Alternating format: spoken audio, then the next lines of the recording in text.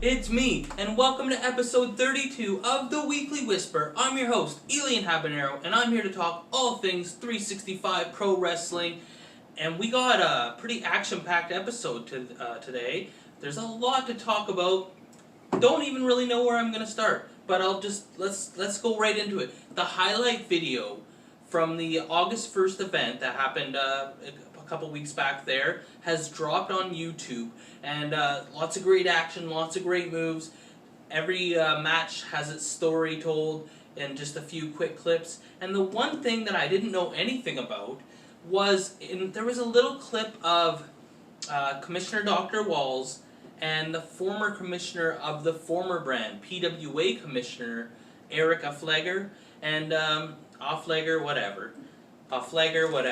Anyway, so I seen a little clip of that, and I was wondering what that was about. So I started inquiring because that wasn't in the results. Like, I seen what the match results were, but I didn't know there was anything that happened in between the matches. So from what I'm gathering, mind you, if you know more information or you were there and think I have a little bit wrong, fill me in. I like to know in the comments exactly what happened.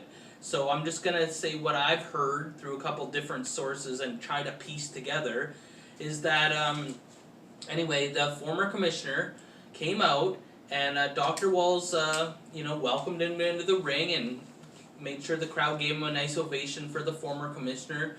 And then Eric Affleger, oh, for Pete's sakes. Anyway, so he then got really upset, and he was mad at the crowd that they were not upset that he was no longer commissioner, and he was mad at, or jealous at Dr. Walls that he was the new commissioner.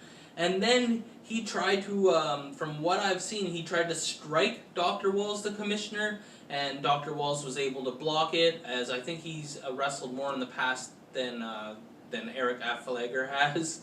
Jesus, Tex Lexus can say it so perfect. Anyway, and I love the guy. I stayed at his house and everything. So he blocked it, and I think hit him back or something like that. But either way, it seems like there's going to be more to come with this story.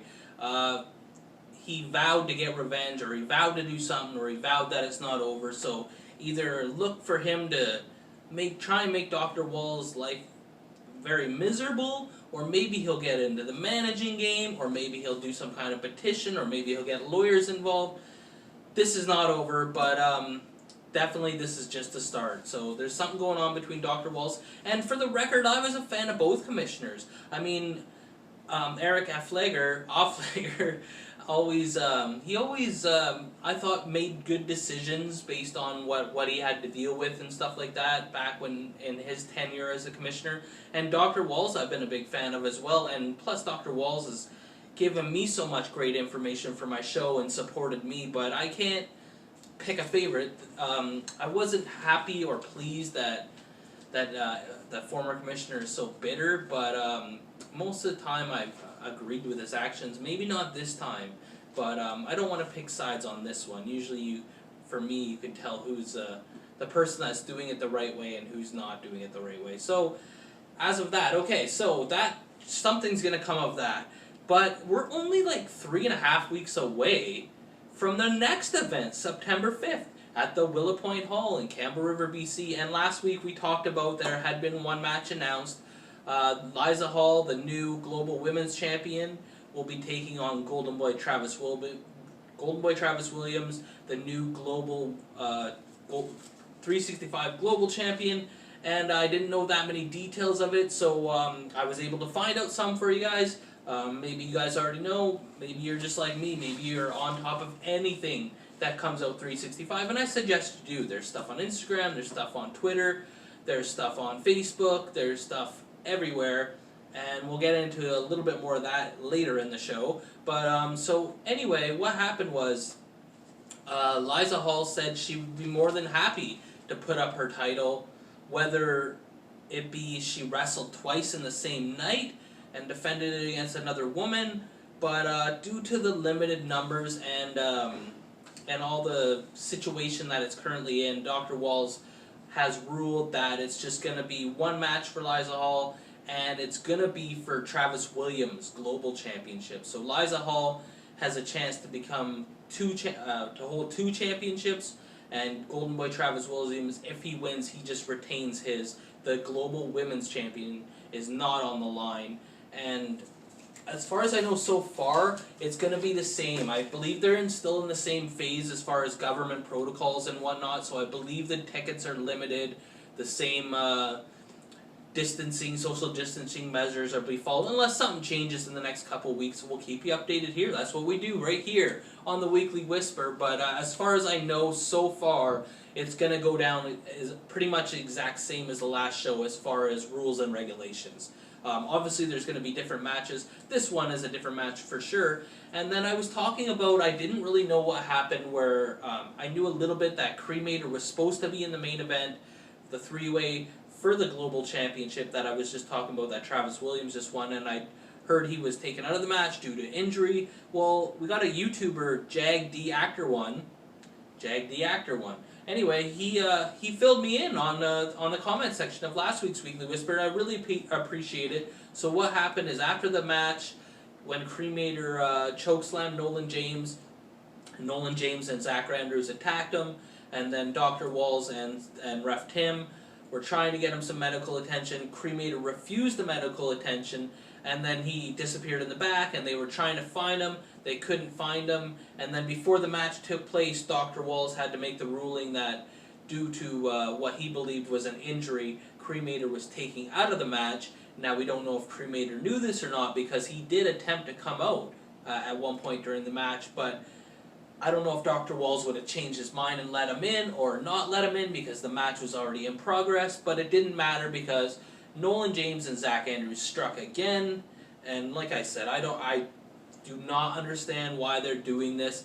This is the Cremator I've been wanting to see for so long, and everybody loves Cremator, or most people love Cremator, and it's good to see him really turn it up a notch. So why would they do this? Why would they get him when he's at the point where he's at his strongest, and they're going to get him rattled now? So Dr. Walls made another announcement you may have seen on social media yesterday. It's going to be a Chairway to Hell match. Now, there's no word if Zach Andrews will be in his corner. I'm assuming so, as they seem to be some kind of a tandem right now.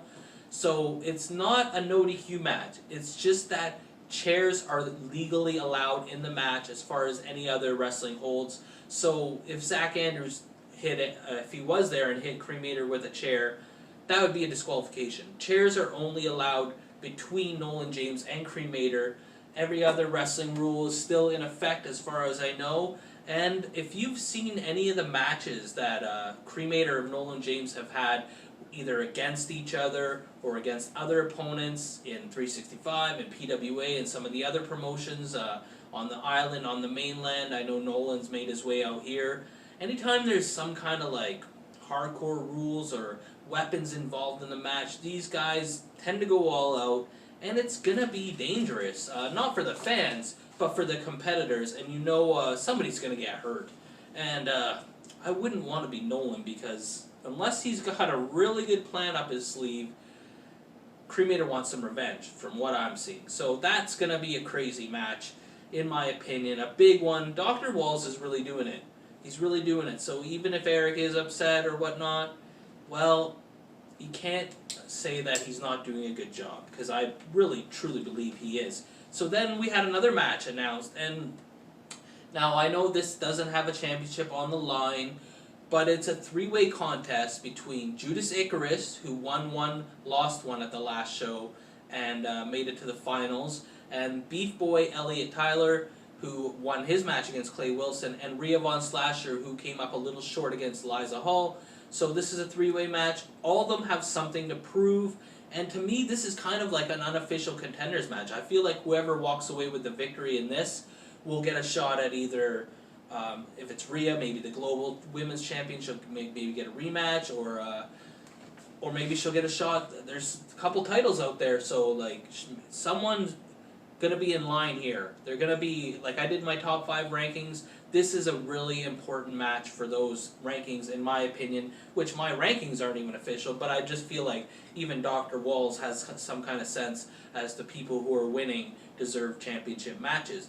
Now, you may have seen on the YouTube page, Brett Matthews dropped a challenge for Grand Champion Jordy Taylor, And Jordy Taylor had his response. So Brett Matthews, because of the situations or the circumstances surrounding their last match, wanted a rematch, and Jordy Taylor said he would be glad to give him a rematch only if he could beat Tony Baroni. And I don't know if that's official yet. I don't know if Dr. Walls has made that official. That's just what the wrestlers have kind of going into business for themselves there. But we'll see if Dr. Walls agrees with that, and if that becomes a match, possibly. We're going to see. We're going to see. So it looks like somewhere in the fold, Jordy Taylor and Brett Matthews are going to be doing something, which I do not know. And I don't know why Tony Baroni was randomly brought up. Maybe Jordy Taylor and him have something going on, why he would suggest him. We just don't know, but I'm sure we'll find out September 5th. And get those tickets soon, because those fans that were at the August 1st show had a great time, but they were limited. Only so many people could attend. So if you feel like you missed out last time, then get them now. They're probably almost already sold out. I think there's been half sold already. And another exciting thing now that wrestling's picked back up over on the BC side of things is that the Pure Wrestling Academy has been able to open up. Mind you, they're only able to do 1 day a week so far. They're doing Mondays from 8 to 10, I believe, or maybe it's like 8:15 to 10:15 in Victoria, BC. So if you were ever thinking of becoming a pro wrestler yourself and getting involved in the business, here's your chance. They have an option available for you if you're in the Vancouver Island. You can pretty much drive, well, I mean, it's a far drive from Port Hardy, but if you really want it, you can do it. You would do it. I know a lot of people that have done way longer drives and made way harder decisions and paid their dues in other ways. So if you want it, it's there to go and get it. So we also noticed that 365, like I said, they're on Instagram, they're on Twitter, they're on Facebook. Well, they've started a new thing. Well, they actually started a couple years ago. They have a Twitch channel, but they've been using it more regularly the past week. It's Twitch TV /365 Pro Wrestling. And you can go there and check, and then they go live and they show some videos, they have some announcements made, they have a bunch of stuff, and some of the wrestlers are featured in them and stuff like that. But if you miss it live for some reason, which, I mean, you know, people work and have stuff to do with family members and everything like that, then they are archived, I believe, that you can go back and watch them after. And on the last video, they said that there would be an announcement about a returning superstar to 365, and it was none other than TJ Harley. He had one match in 365, I believe it was against Rhea Von Slasher, I think January maybe, in Courtney.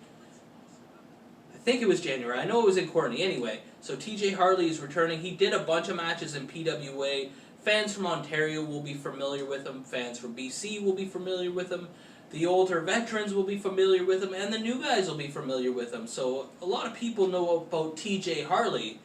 But do they know about the TJ Harley that we're going to see on September 5th? Because it seems that there may be a little something different about him.